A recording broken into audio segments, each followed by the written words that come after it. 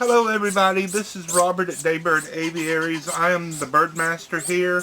We have lots of little babies that we need to feed. This is the Baby Bird Friday video, the Feed My Pet Friday.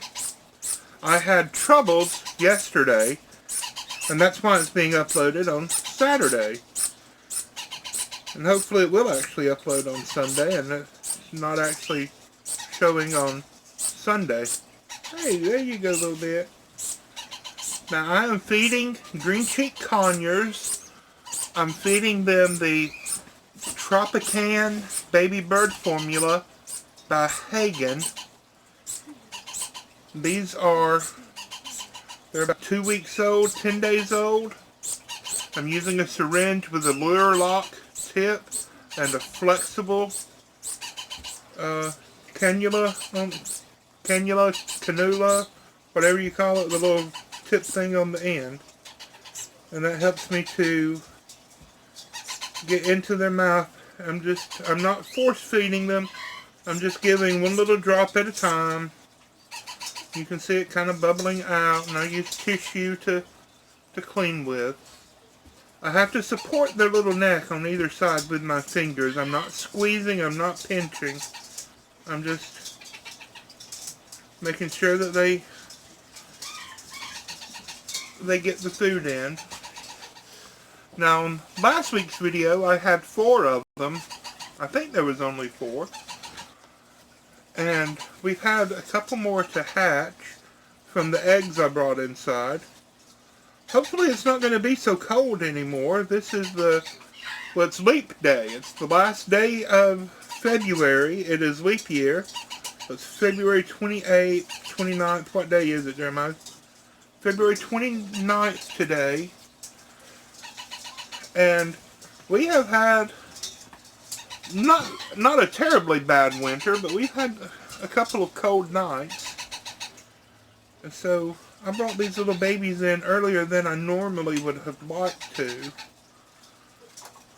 I do that in February every year, and any babies that have hatched in January, of course.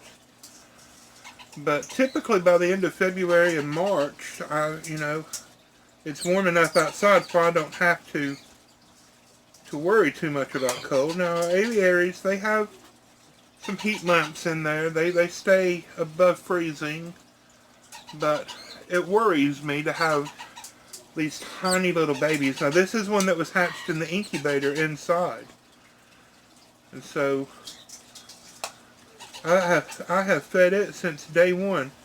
If you're not following me on Facebook and Instagram, you need to do that. We're Daybird Aviaries on both sites. I posted a little video, quick, simple little video of this little guy when it hatched. Right out of the egg, it was just teeny tiny. Jeremiah, do you want to go ahead and give me that other little baby while we look at these some more? So these are the 5. And I have one more that just hatched today. You can see the eggs. Go ahead and put those eggs back. And we're leaving this tiny, do you see how tiny that little baby is? He didn't hatch today. He hatched yesterday. It's a she because of the genetics. Look at that. It is just so tiny. Its little head is just itty bitty. It's only going to take like a drop of formula at a time. Look at that. That's all you need. That's all you need. We're feeding, Jeremiah is such a good helper. We are feeding this little baby about once an hour. Every 45 minutes or so. Just so little itty bitty. Here, Jared, you want to put him... Her back. Her back? You said her. It's a her. And get me those ringnecks up. Big. We do have some ringnecks that we're hand feeding. These are the first ringnecks of the year. They were actually the first babies to hatch this year. And let's put them like that. They're getting all their feathers. These are going to be a dark gray color. These are both boys. Now Sarah, my friend at West Branch Aviaries, she's going to take these maybe in a week or two, and she's going to raise these up for me. And so if you're interested in a little gray ringneck boy as a pet, then go ahead and get with Sarah. She is on Facebook, like I said, at West Branch Aviary, and she'll have these available for us. Now you still have food. Because I'm feeding, here, go ahead and put these back. Because I'm feeding these so often, these, they don't empty out completely during the day in between feedings. Now overnight, of course, they will. I don't feed them in the middle of the night like we would the little babies. But look at how beautiful these are. Hey there, baby. Hey. Pets. These are pets. Now their dad was a gray Palladino, which was a silvery color, and he has red eyes. And the mom is a violet turquoise. And so it is possible that even though they are visually gray, they could also have the violet gene. I don't know how we would distinguish whether they did or not. Their stomachs. Their stomachs, possibly. Or the eyes.